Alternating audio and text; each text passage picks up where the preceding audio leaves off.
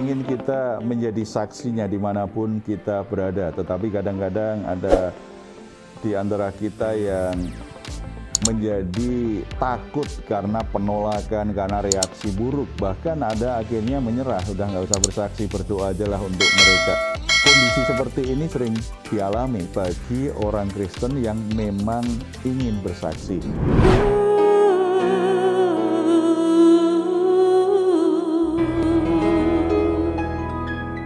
Kami percaya Tuhan akan janji-Mu yang selalu memberikan kami kekuatan yang baru. Janji-Mu yang membuat kami ada sampai hari ini. Terima kasih Bapa.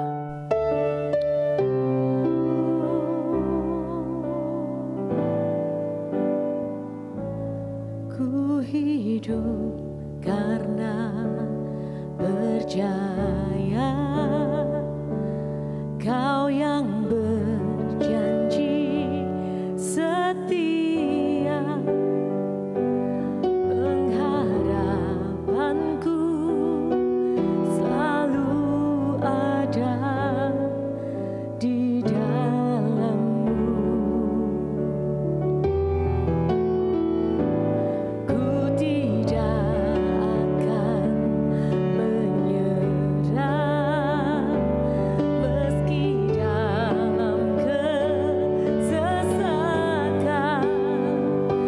Seluruh hidupku dalam genggaman-Mu.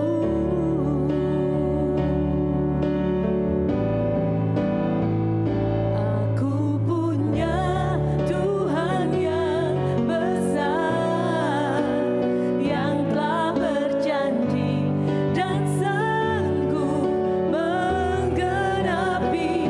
Imanku bersepakat percaya kuasa-Nya. Ku terima sekarang kemenangan dari-Mu.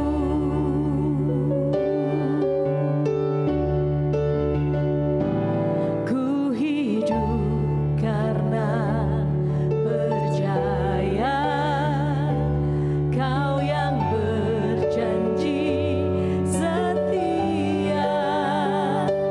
Pengharapanku selalu ada di dalam-Mu. Ku tidak akan menyerah meski dalam kesesatan. Seluruh hidupku dalam genggaman-Mu.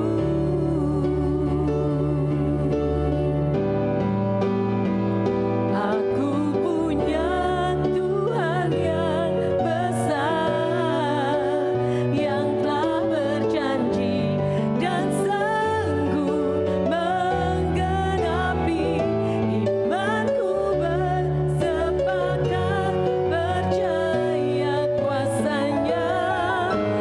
Ku terima sekarang kemenangan dari-Mu.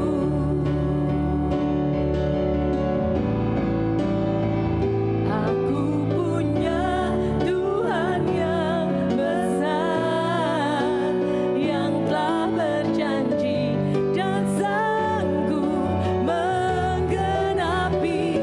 Imanku bersepakat percaya kuasa-Nya.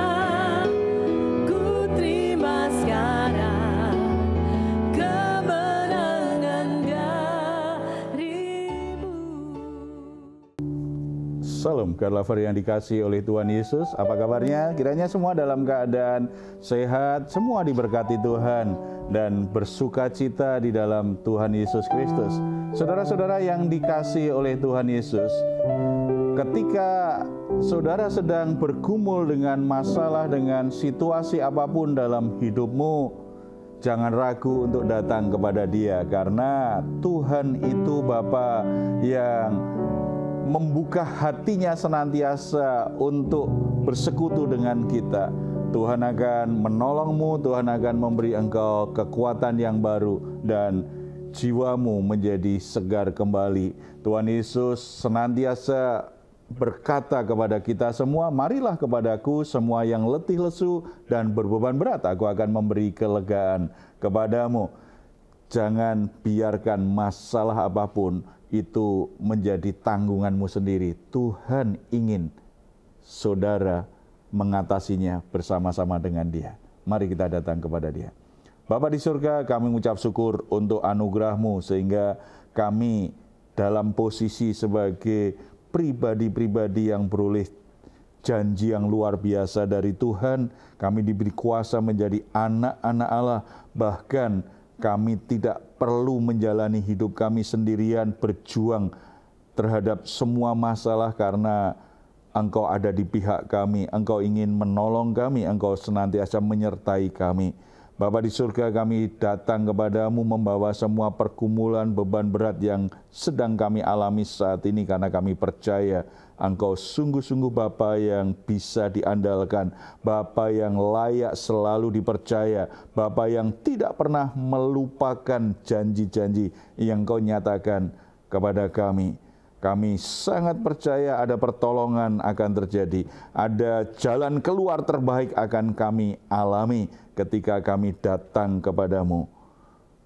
Biarlah nama-Mu dipuji, dimuliakan senantiasa dalam hidup kami, lewat setiap pekerjaan yang Engkau lakukan dalam hidup kami semua. Dalam nama Tuhan Yesus kami berdoa. Amin. Puji Tuhan. Saudara-saudara, Tuhan ingin kita menjadi saksinya dimanapun kita berada. Tetapi kadang-kadang ada di antara kita yang menjadi takut karena penolakan, karena reaksi buruk. Bahkan ada akhirnya menyerah, udah nggak usah bersaksi, berdoa aja lah untuk mereka.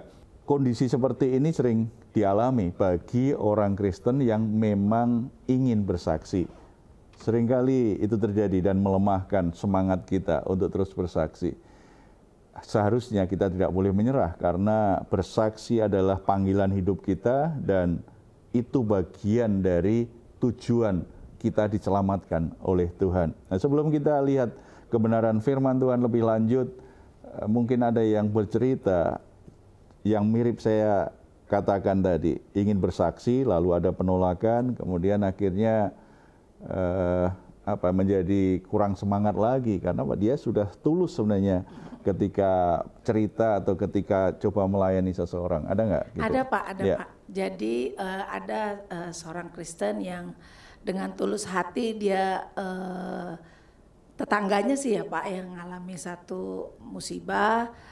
Nah dia nggak ada berpikir yang lain-lain sih, memang dia dengan ketulusan hatinya, dengan kasih yang dari Bapa yang ada di dalam hatinya, dia mau menolong gitu ya Pak. Tapi memang kebetulan tetangganya itu bukan beragama Kristen.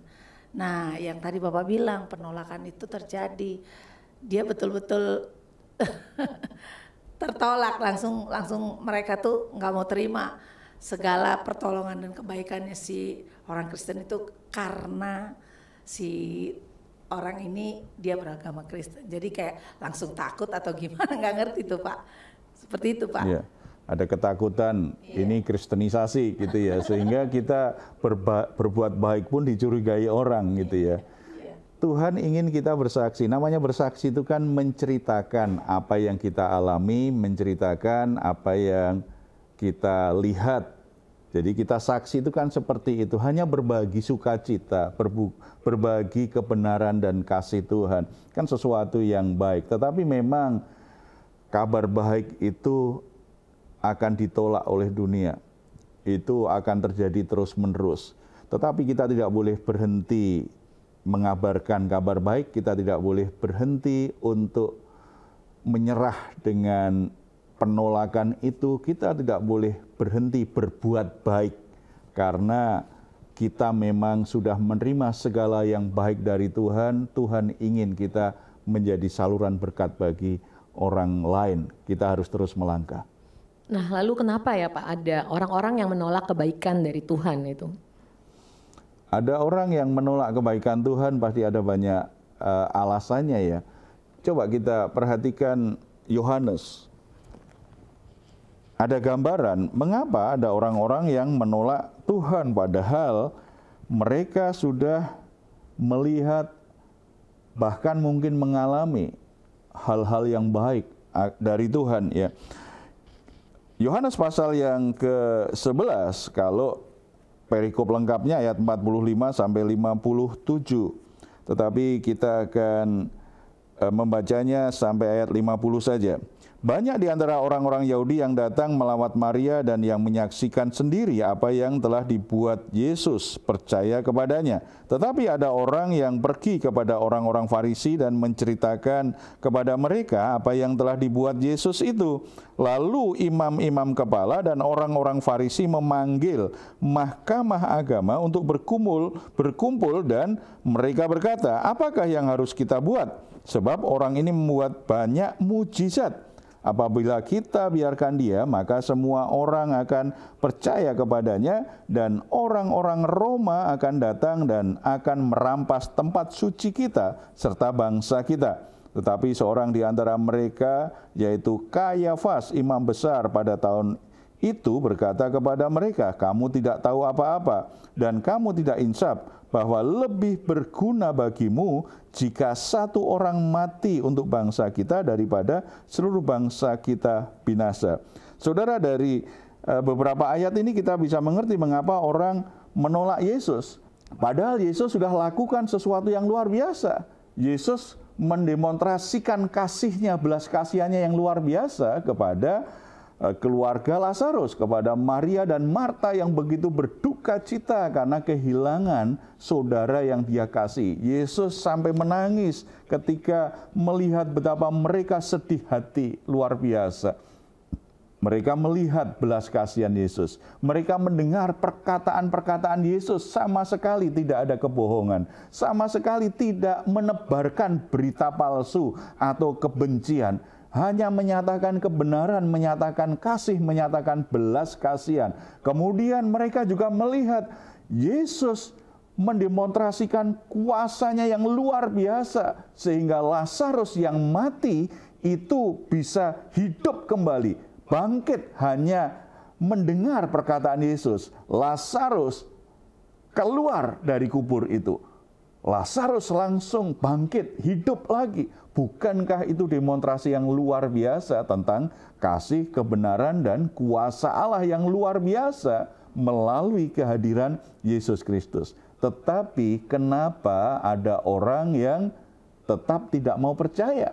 Saat itu ada sebagian percaya, tetapi ternyata ada banyak yang tidak mau percaya.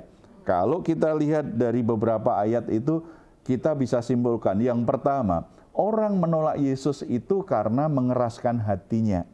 Orang yang mengeraskan hatinya itu bukan karena dia tidak mendengar kebenaran.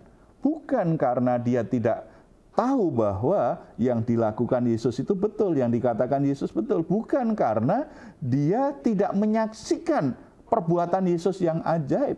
Bahkan mungkin dia juga ikut menikmati berkat dari Yesus.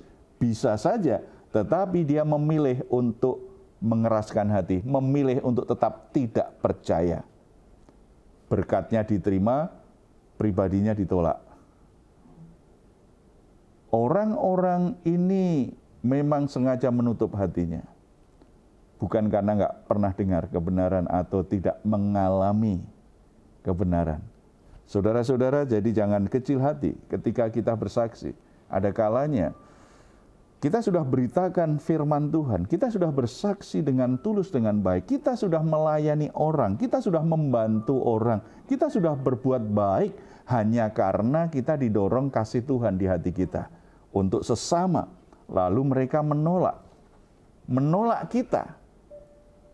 Atau dua-duanya, bantuan kita ditolak dan kita juga ditolak. Atau salah satunya, bantuan kita diterima, kita ditolak. Ada kemungkinan seperti itu kan? Bisa jadi alasannya yang pertama ini, mengeraskan hati. Mengeraskan hati, memang tidak mau. Aku tidak mau. Dia sudah menetapkan pilihan, aku tidak mau percaya Yesus. Itu namanya mengeraskan hati. Ya, sudah tahu tetapi tidak mau tahu, itu mengeraskan hati. Dan yang kedua, alasannya kebencian. Kalau orang sudah benci, dengar berita apa saja, tetap aja nggak suka. Kalau orang sudah benci, kita lakukan hal baik apapun, tetap aja curiga, tetap aja nggak suka. Kita nggak lakukan apa-apa, dia nggak suka. Kita lakukan sesuatu yang baik, dia tidak suka. Karena orang benci, orang yang benci itu kan semua hal yang dilakukan, yang dia benci pasti dia kritik, dia tolak. Nyinyir aja bawaannya, karena memang sudah benci. Kalau orang sudah benci dengan kita ngomong jujur, dia curiga. Kita ngomong kebenaran, apalagi dia tidak percaya. Kita mau traktir dia juga curiga. Takut kalau kita meracun dia. Gitu. Karena orang yang benci itu pikirannya sudah dikuasai hal-hal yang negatif tentang kita. Dia menghakimi kita. Tidak ada yang benar yang dia lihat dari kita. Walaupun secara pengetahuan dia tahu kita lakukan yang baik, tetapi tetap aja dilihat dari sudut pandang yang negatif, yang buruk. Demikian juga orang-orang di masa itu. Mereka lihat betul bahwa kuasa Allah bekerja luar biasa lewat Yesus. Itu harusnya mereka percaya. Tetapi namanya benci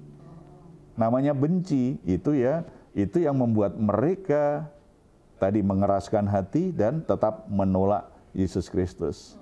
Lebih baik satu orang mati tetapi bangsa kita selamat. Itu katanya, daripada seluruh bangsa kita binasa gara-gara satu orang. Dengan kata lain, Imam Besar Kayafas ini dalam kebenciannya memang menawarkan solusi. Mending dia mati. Kita nggak usah berpikir banyak, nggak perlu terganggu dengan kehadirannya. Saudara, kebencian itu biasanya akan mendorong seseorang pada kejahatan. Kalau orang benci, akhirnya memang puncaknya adalah berbuat jahat. Kebencian mereka akan Yesus akhirnya kan memuncak. Mereka akhirnya membunuh Yesus. Mereka bersekongkol untuk membunuh Yesus.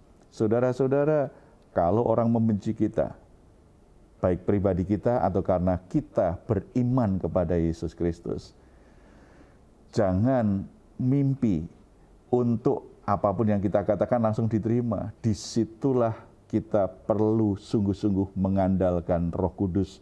Kita berdoa sungguh-sungguh supaya Roh Kudus menjamah hati orang-orang yang akan kita layani, yang akan mendengar kesaksian hidup kita. Bersaksi itu bukan sekedar berbicara, ini sebuah peperangan rohani. Karena kita sedang bekerja bersama Tuhan untuk merebut, untuk merampas jiwa-jiwa yang dibelenggu oleh dosa, yang ditawan oleh iblis, yang hidupnya itu ditutupi dengan selubung yang begitu kuat, tidak bisa melihat kebenaran Tuhan. Keras hati luar biasa, itu sebuah peperangan rohani. Beda dengan kita cerita tentang gado-gado yang enak kepada orang lain. Itu hanya bicara soal selera, bicara pengetahuan. Tetapi ketika kita sedang bersaksi, kita sedang berbicara tentang Tuhan Yesus, kita bicara tentang kasih Tuhan, tentang firman Tuhan, kebenaran Tuhan, kita sedang masuk di medan peperangan rohani.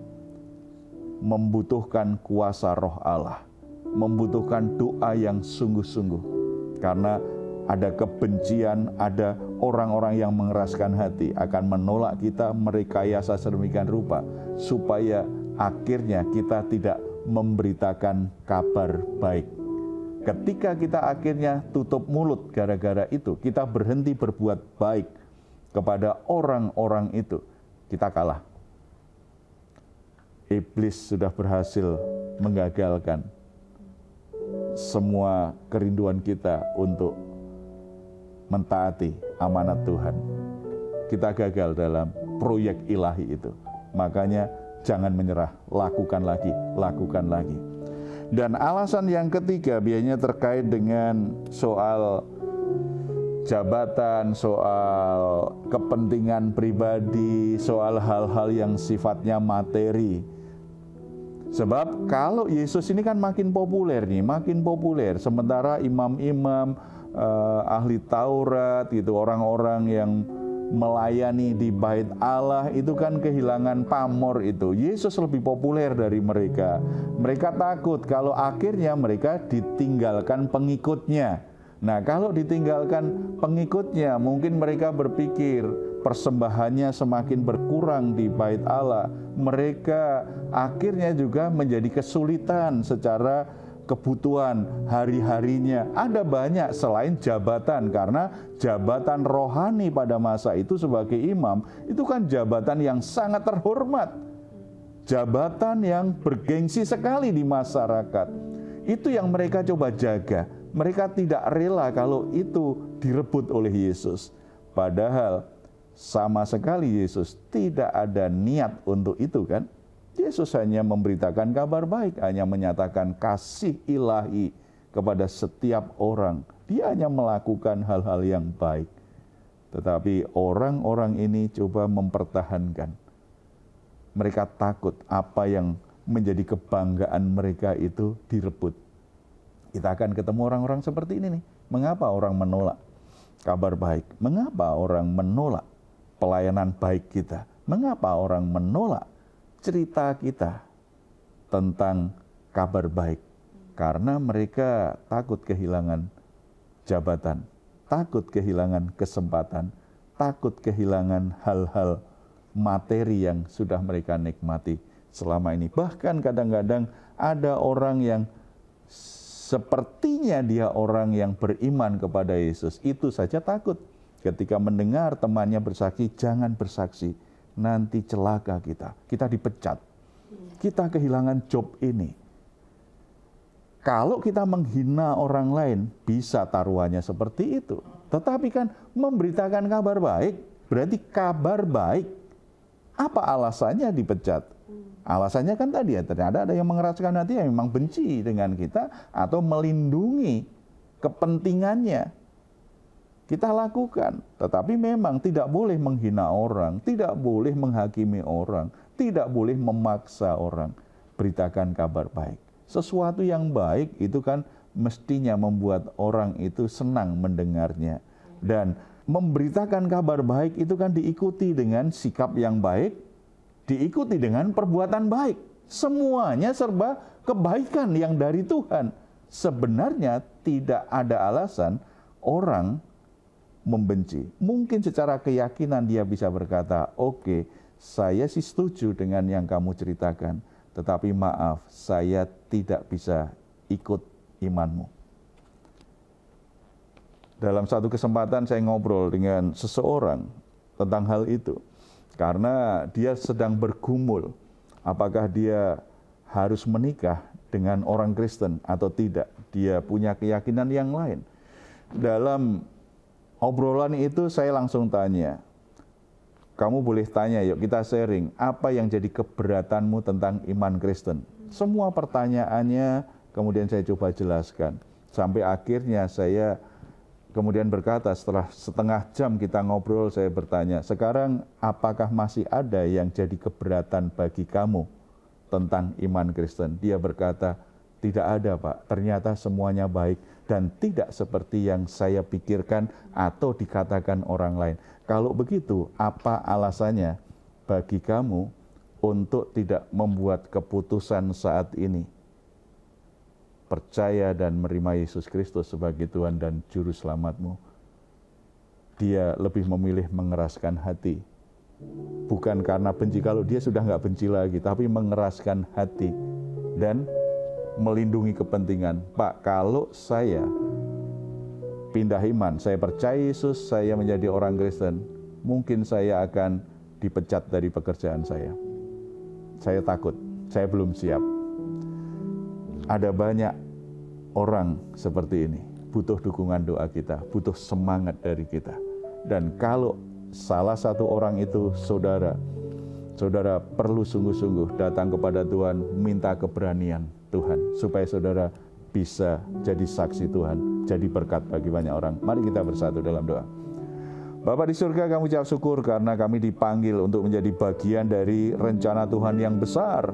Tuhan sudah menyelamatkan manusia berdosa lewat penyalipan di atas kayu salib, dan itu karya yang selesai.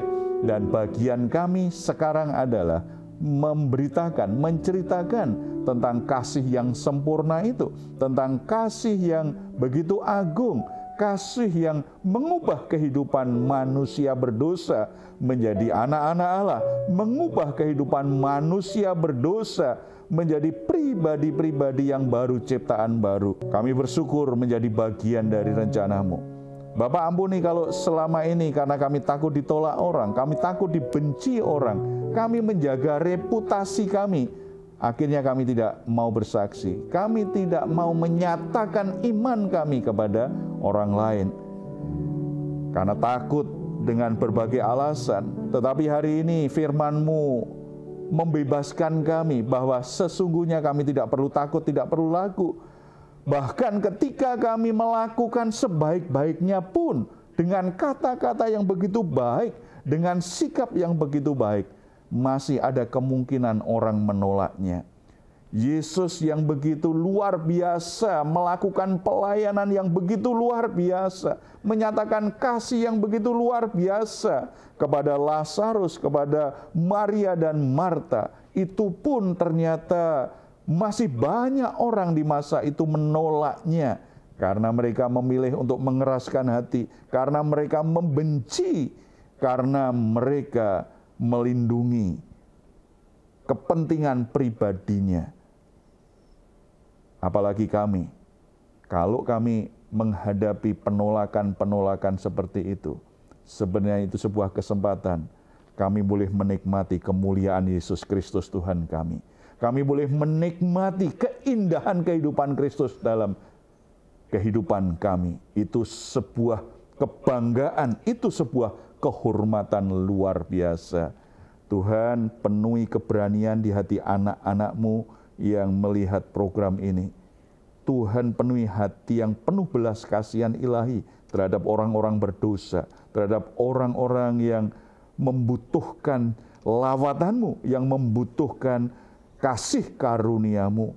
Berikan belas kasihan di hati saudara-saudara kami semua, dan biarlah mereka mulai dipenuhi dengan kerinduan untuk bisa menjangkau, bisa bersaksi, bisa melayani orang-orang yang berdosa, orang-orang yang tersesat, orang-orang yang letih lesu, orang-orang yang berbeban berat, orang-orang yang putus asa, orang-orang yang hidupnya berantakan.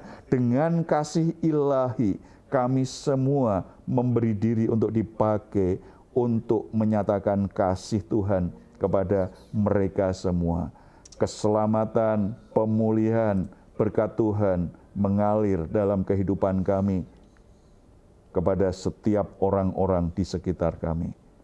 Diberkati setiap orang ketika mereka memberitakan kabar baik dan ketika mereka memberi diri dipakai Tuhan. Nama-Mu dipuji, dimuliakan Bapa, dalam nama Tuhan Yesus. Amin. Saudara-saudara, jangan pernah menyerah. Saudara terus melangkah, bersaksi kepada Tuhan. Pasti apa yang kau tabur suatu saat ada yang bertumbuh dengan baik, dan saudara boleh berbuah bagi kemuliaan nama Tuhan. Kalau saudara membutuhkan dukungan doa, silakan saudara menghubungi nomor telepon yang tertera di layar saudara. Tim doa kami akan mendukung saudara dalam doa, dan harapan kami, doa kami selalu saudara diberkati Tuhan, saudara ditolong Tuhan, saudara mendapatkan hal-hal yang baik dari Tuhan senantiasa. Kalau saudara ingin memberikan komentar, silakan menuliskannya di ruang komentar yang ada di channel Diaspora TV. Kami tunggu. Mazmur 4 ayat 8 sampai 9. Engkau telah memberikan sukacita kepadaku lebih banyak daripada mereka ketika mereka kelimpahan gandum dan anggur. Dengan tentram aku mau membaringkan diri lalu segera tidur, sebab hanya Engkaulah ya Tuhan yang membiarkan aku diam dengan aman. Puji Tuhan, selamat malam, selamat beristirahat. Tuhan Yesus memberkati kita semuanya. Salam. Hatiku